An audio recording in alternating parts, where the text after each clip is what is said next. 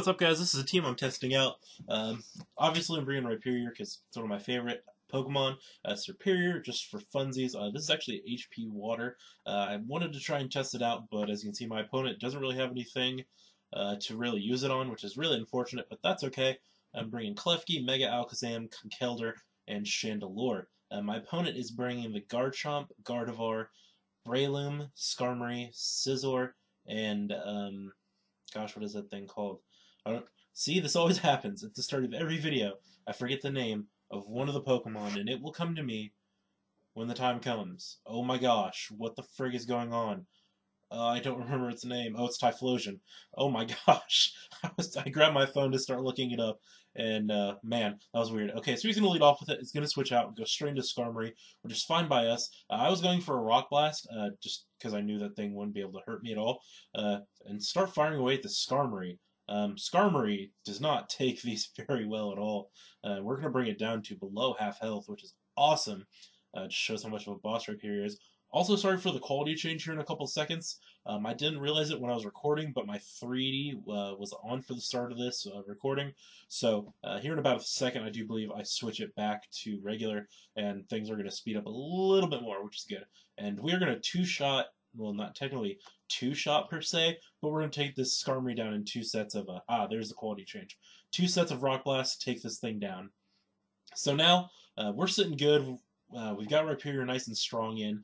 And I'm happy with this thing. This thing has done me so well, and it's awesome. He's going to bring in the Breloom here. I was like, hey, you know what? I'm not really too scared of this thing.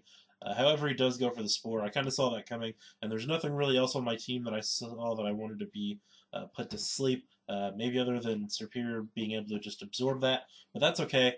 So he's just going to Spore, and I'm going to be asleep. He's going to Bullet Seed, and it's going to do an absolute frack ton of damage to Rhyperior. So that's unfortunate, but we are going to live on like 5 HP after a crit. So that's insane. And Rhyperior wakes up, gets the rocks, and at this point I'm like, Rhyperior, you've done your job. You can just go relax, get knocked out, relax in your Pokeball for a while, and we're just going to get bullet seeded to death here.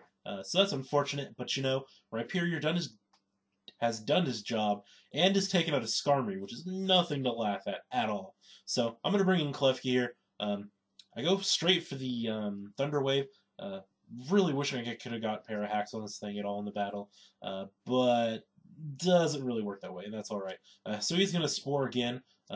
Obviously, we know that my opponent's strategy is obviously to just Spore away, and my opponent is going to start just throwing stuff at me.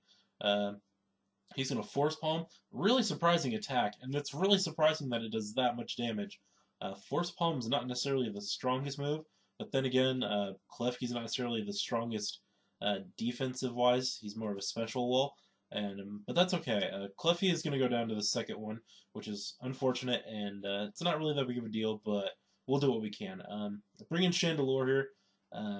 We are using the Air Balloon, and he's going to switch out and go into his Typhlosion, predicting a Fire-type move, which is freaking brilliant. So he's going to take rock damage, which is actually a decent lot of damage. I didn't know this thing's second ability, or his HA, was Flash Fire, but he goes for a fire move. I have Flash Fire as well, so we're just in the end going to power each other up. We're going to almost knock him out. He's going to go for a Focus Blast. Does not affect Chandelure, because we are part Ghost, and we're just going to take this thing down with the second Shadow Ball. So sitting all right now, not too bad per se, but he's going to bring in Landorus here. Again, not necessarily something I'm afraid of since I am carrying the balloon. He does go for the EQ, and it's not going to hit. I go for the Will-O-Wisp here. Luckily it hits, and that's awesome with me.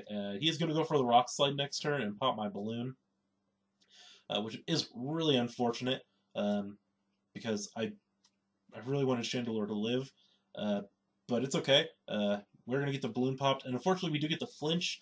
I was going for a Hex there just to see how much damage it would do. I decided I wanted to test Hex out on this thing, but as you can see, it's not really going to be the case, and an EQ will take us out. I was wondering why the Rock Slide didn't, and then I reminded myself this thing's burned, so it's obviously not going to be as strong as it could be. So that's alright with me. We're sitting okay. Conkeldurr's going to come in now. And I know I can take pretty much anything this thing has to throw at me. Even so, we are carrying the Ice Punch on this Kinkelder. He's going to Outrage. Does a decent bit of damage, especially for being burned. But we know he's not choiced or anything like that in any way, shape, or form, because he is going to be able to switch moves. Ice Punch is going to take this thing out, which is fine by me. And yeah, frickin' Kinkelder doing work as always. No surprise there. He's going to bring in Princess here, which is the Gardevoir.